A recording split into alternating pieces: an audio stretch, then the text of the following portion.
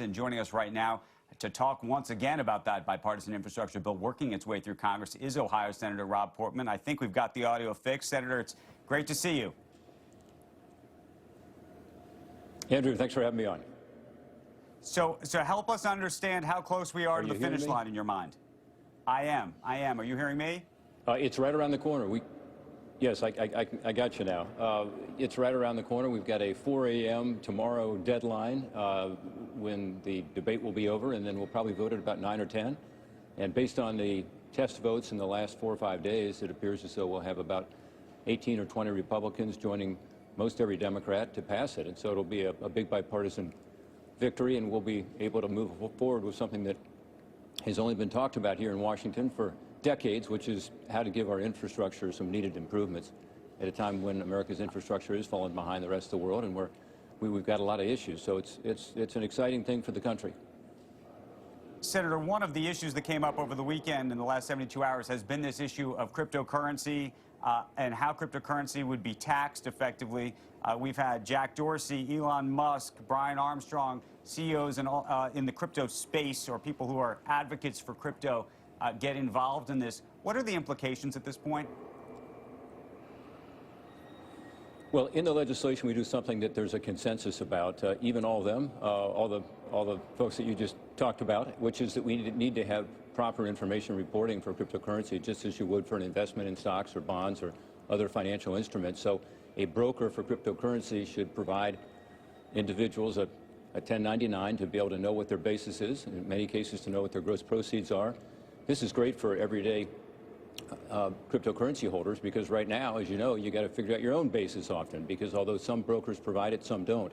So it's just standardizing the process. And again, I think there's a consensus about that, across all party lines and certainly in the cryptocurrency community.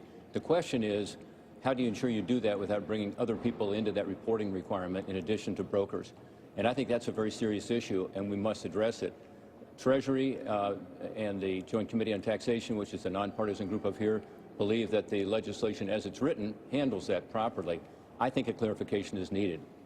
And that's why we've worked on amendments and worked on colloquies and worked on ways to address that, to be sure we're not bringing in, say, miners or stakers or folks involved in software or hardware. And so that's their concern. I share that concern, and I think we can ensure that that happens through a number of ways. One is, I gave a speech on the floor yesterday about this, where we talked about that very issue and ensure that people understand that is not the intent of the legislation. And so the congressional intent, the legislative intent, needs to be clear. Treasury also needs to help us. I hope they'll issue something soon. I think they will, to clear that up. So I think it's an important step forward in terms of ensuring that cryptocurrency is treated properly, but it's not overly expansive. Senator, what kind of divide is there in your party, do you believe, over this bill? I'd mentioned that over the weekend, Bill Hagerty of Tennessee called this a socialist debt bomb. Reportedly took a phone call from former President Trump on Sunday morning about this bill, and then went on to give this speech in the Senate as he was trying to slow things down. Yeah, no, the time bomb is the $3.5 trillion tax and spending extravaganza. This is a $548 billion infrastructure package. By the way, about 1/3 of the size of what President Trump proposed, $1.5 trillion. And it's something that does not have any new taxes in it, so it doesn't raise taxes, doesn't hurt the economy. It actually helps the economy because it's investing in long-term assets like roads and bridges or ports or rail. It also deals with something that there's a great consensus on, which is to ensure we're focusing on the digital divide with regard to broadband. So it provides an historic level of investment in broadband to get to communities like many in Ohio that are underserved or even unserved by Wi-Fi, certainly with the speeds that you need for school or work or healthcare. So there's a lot of great things in here. It's totally bipartisan. I noticed earlier you said President Biden's infrastructure package. It's actually one that he supports, but it's one that came out of a process here that was totally bipartisan. Republican input, Democrat input. In fact, we picked up a lot of legislation that was purely bipartisan. For instance, the Surface Transportation Act that came out of the Energy and Power Committee, the EPW committee, which came out with a 22-0 vote. That's part of this package. So this is a totally bipartisan product that is going to help our economy, help create more jobs. It's counter-inflationary, not inflationary. Most of the money won't be spent, as you know, for years because it's for these long-term capital assets. So this is something good. And I give President Trump credit because for Republicans, he kind of put this on the radar screen when he talked about the need for infrastructure. He's a developer. He gets the need to have strong infrastructure. And we have fallen behind in this country. We're now ranked 13th or 14th in the world based on a survey that's done periodically about comparing us to other countries. And everybody who looks at infrastructure says it does need this additional help, but it needs a shot in the arm right now, and that's what this does. Senator, the Secretary of the Treasury, Janet Yellen, out with a statement earlier this morning calling on a bipartisan vote to raise the debt ceiling. Would you be part of that vote? Well, I think the Democrats are able to do that with their own vote, since they're the ones that added $1.9 trillion to the debt earlier this year, and they're talking about adding another $3.5 trillion to the debt in this tax and spend package we just talked about. So they have the ability to do it through what's called reconciliation. That's what they would like to jam Republicans on again, as they did back earlier this year with regard to the COVID-19 package, most of which was not for COVID-19. So I think that's something, Andrew, that they can do on their own, and they should, because they're the ones that have pushed this debt to the point where it really is getting dangerously high. And what is your sense of what's going to happen to what I think what you described, or maybe Haggerty was describing, the socialist debt bomb being the $3.5 trillion bill down the line? I think he was referring to both, but we can debate that. Well, I don't know what he was referring to, but I know that's where the issue is, and this is something that Republicans, I think, are going to be unified about. So I can't tell you what the outcome is, because it'll depend on a handful of Democratic votes. And those are some of the more moderate Democrats who realize that the high taxes are going to hurt the working families they represent. They realize that the spending time bomb that was talked about is for real.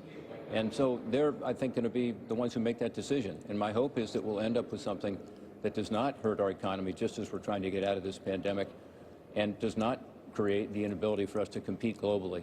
Earlier, you guys talked about how it's going to increase taxes, and one of your commentators said international tax reform. It's not tax reform, it's tax increases, dramatic tax increases. If you look at the 2017 Tax Act, it really worked.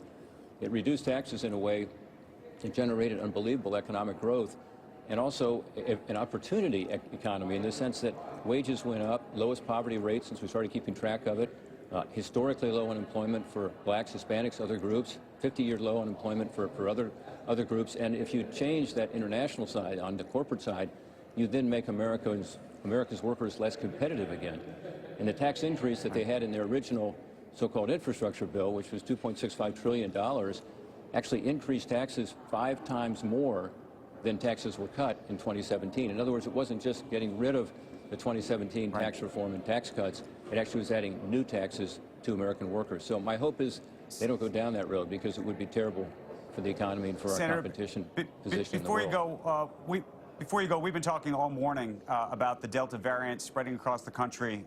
Some of the numbers, remarkably high, especially in some Republican states, and businesses considering mandating vaccines.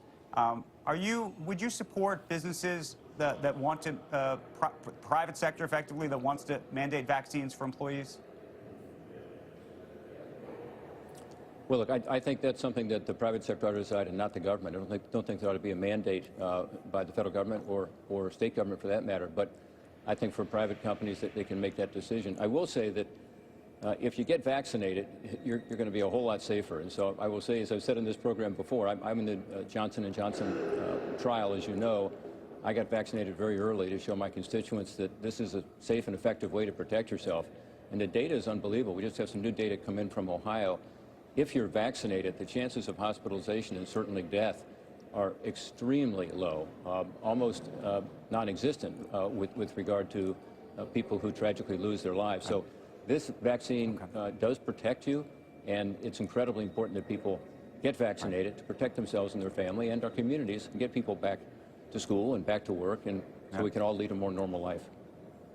It's an important message. Senator Rob Portman, always good to see you.